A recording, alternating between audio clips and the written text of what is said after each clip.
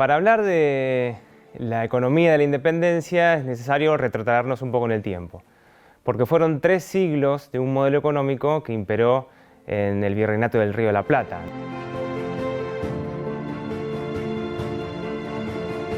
En el siglo XVI, XVII y gran parte del XVIII, hubo un modelo económico en el que el proteccionismo de hecho permitió que las economías regionales hacia dentro del territorio se pudieran desarrollar de manera de facto, digamos, ¿no? Esta situación cambia a partir del Reglamento de Libre Comercio que Carlos III dicta en 1778. Recién es a partir de ahí que el libre comercio empieza a generar estragos en las economías del interior del territorio, porque los productos que provenían de Inglaterra eran de mejor calidad y a mejor precio. Esto se empezó a sentir fuertemente en el nivel de vida de las poblaciones hacia el interior del Virreinato del Río de la Plata y ya generó un debate importante e interesante hacia principios de 1800 entre aquellos que abogaban por el proteccionismo y aquellos que defendían el libre cambio. Pero lo cierto es que al comienzo del siglo XIX ya el Virreinato del Río de la Plata se caracterizaba por un libre comercio que venía perjudicando seriamente a las poblaciones del lugar. Este debate lo vemos claramente en las discusiones entre Yáñez, Agüero, contra lo que era la posición librecambista de Moreno. Moreno argumentaba algo risueño que al día de hoy se puede escuchar, ¿no? Que las personas que vivían cerca de los puertos no tenían por qué privarse de bienes de gran calidad a menor precio. Sin embargo, la posición proteccionista hablaba de que aún así con esos precios se iba a generar un nivel de pobreza tal que no se los iba a poder consumir, presagiando un debate muy actual acerca de la posibilidad de acceder de parte de pocas personas a los bienes del extranjero. Bueno, la Revolución de 1810 ya manifiesta un trasfondo económico por parte de los pueblos que veían el Imperio Borbón como una cosa negativa a sus propios principios, a su propia tradición y a su propio bienestar, porque claramente el libre comercio y las ideas liberales que venían impulsadas desde Europa los estaba perjudicando seriamente, mientras que a los portuarios y a los que vivían en Buenos Aires los estaba beneficiando con un gran comercio de personas que pasaron de ser contrabandistas, en muchos casos, a comerciantes acaudalados. En 1813, la Asamblea de 1813, vemos muy importante la participación de Artigas en representación de los pueblos de la banda oriental y también de las provincias del litoral. Porque es ahí, en esa posición, la de Artigas, la que se ve claramente la posición de defensa nacional y de defensa de las economías y de los pueblos libres del interior, frente a las disposiciones de Alvear,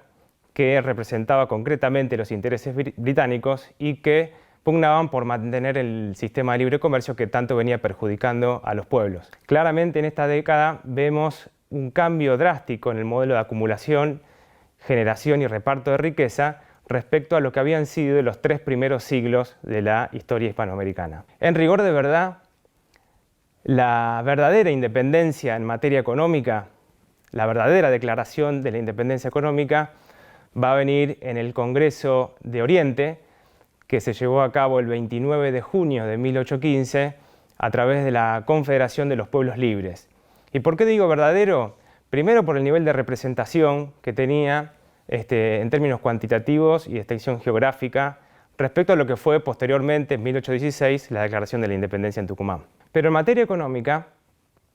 el Congreso de 1815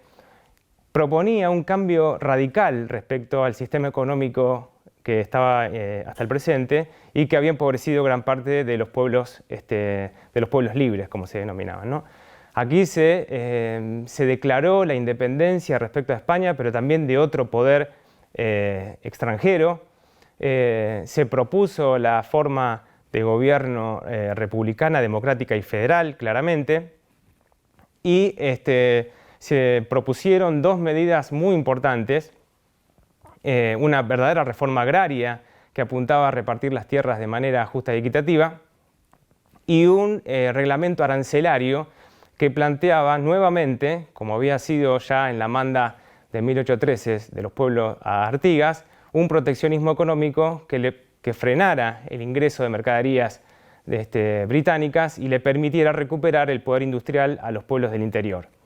En mi opinión, esta declaración de la independencia en términos económicos es la que deberíamos contar como verdaderamente relacionada a los intereses nacionales. La declaración de la independencia de Tucumán de 1816 no plantea ningún cambio en materia económica, por el contrario, los intereses que estaban en pugna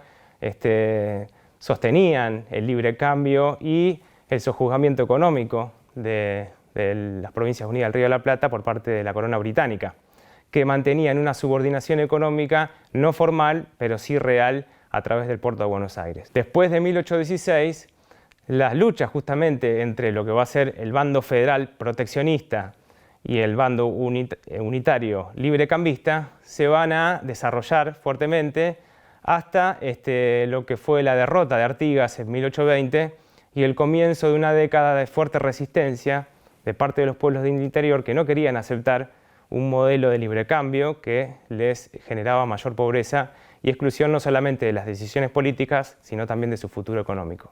Recién es a inicios de la década del 30, podemos decir en 1830, que las ideas proteccionistas empiezan a cobrar mucha fuerza y sí podríamos afirmar que este periodo librecambista que va desde el Reglamento del Comercio de 1778, pasando por la Revolución de Mayo y 1816, hasta 1835, donde Rosas, ya al mando del gobierno, decreta la ley de aduanas que vuelve a un proteccionismo económico que le permite retomar el desarrollo industrial y plantearse un modelo de desarrollo nacional económico, ¿no? Evidentemente, este es un planteo y un debate que se proyecta al presente. Esta disyuntiva entre proteccionismo y libre cambio está tan arraigada en nuestra historia que aún hoy en día se ven manifiestas las posiciones que plantean por el libre cambio para beneficio de unos pocos y el proteccionismo que permite desarrollar una industria en beneficio de las grandes mayorías populares.